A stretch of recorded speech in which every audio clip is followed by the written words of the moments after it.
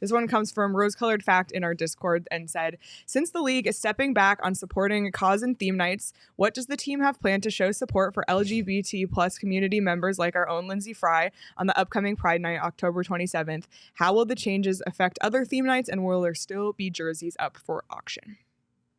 So I want to be very clear that when Alex purchased the team and when he had a conversation with me about joining in this role, what he said, listen, I am going to invest everything I can to bring a Stanley Cup to the Valley. That is going to be top of mind. And I think we can talk about the hockey part and the investment. It says, but here's the reality. At the end of the day, there's only one winner. So the question becomes is, what do you stand for as an organization? And what he looked at me and he said, Javier, the vision I have and that I'd like for you to be the person to execute it is for us to be an organization that does for others, that uses the incredible power of sports, this incredible platform and voice that we have to make a difference in the world around us. And ultimately, that's what convinced me to change careers and to come here, because it's about more than sports.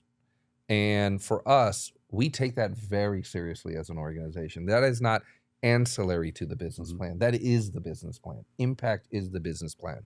And so for us, we have shown through our actions from day one that we are going to open our doors, extend our hands, and welcome everybody. That is us as an organization. Now, I can't sit here and tell you all the specifics of the conversations that went on at the Board of Governors amongst various teams, but the goal was, how do we have the focus on the good things, not on all the potential controversial things? That was the goal at the league level. How is this now going to translate locally? Number one, we are never going to step away from our support of the LGBTQ community. It is core to who we are. It is core to our mission of being welcoming, of being open, of extending our hands to everybody and saying, you belong here. How are we going to do it? We now have a plan in place that says, players, how do you then take a step forward to work with us? It doesn't have to just be a jersey on the ice. It doesn't have to just be tape around your, sticks. Even though those things we think are important, we can move on from that.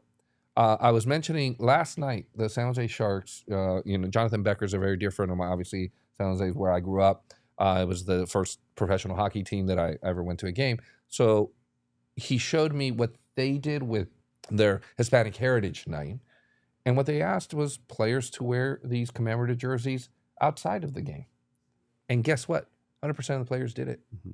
We know that there's ways to engage our players, to engage our organization that don't just have to happen pregame. And in fact, one of the things that I kept saying is, I don't want it to just be a pregame effort. I want this to be core to who we are as an organization, constantly, consistently. It shouldn't be event-driven. It shouldn't be episodic.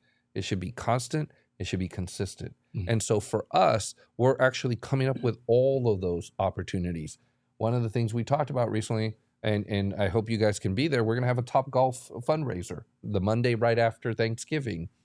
I'm going to ask players to wear all the commemorative jerseys that we have of all the different, theme nights that we want to celebrate. Those are ways in which us as an organization and these players, should they choose, can be engaged in this beyond just what is going on in a pregame on one event night. And this is not to dismiss the importance of that, mm-hmm. that this is to say, for us, we're never going to back down from our support of it. And we're going to continue to do it in innovative ways that are constant, consistent, and authentic.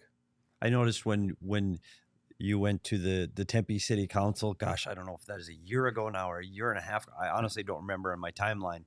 But the number of people that got up and spoke on behalf of their group within the community and on a positive light, and there were several different groups represented there, and it was all, hey, the Coyotes have been great. And it's not always something that you're going to see on TV or in the newspaper, but it's still there. Yeah. I sat next to Commissioner Bettman the night that the Tempe Council voted on it. And the one comment he said to me, he says, I've been going through these things for decades. He says, I actually have to applaud you guys. I've never seen the breadth of organizations. All right. Everything from the academic community and the schools and the young people to our fan base, to the businesses, to the LGBTQ community, to the Native American community. We have prided ourselves in saying we are going to be an entity that is going to embrace our role as a community leader. And in fact, one of the value propositions that I talk about with potential corporate partners is we are a platform for you to be seen as a community leader, because that's where we're headed. Ultimately, that's actually what got Goodwill on our helmet, for our home helmet, in the largest sponsorship of a helmet jersey, of a helmet, because it was about more than just sports, right? We love the Coyotes, we love the sport of hockey, but as an organization, we stand for more than that. And that's not going to change. And just to reiterate that last part of the question, will there still be jerseys available Yes, for auction? Okay. there will be. Perfect. Yeah. Now we have to just reimagine the distribution of that. Yeah. But yes.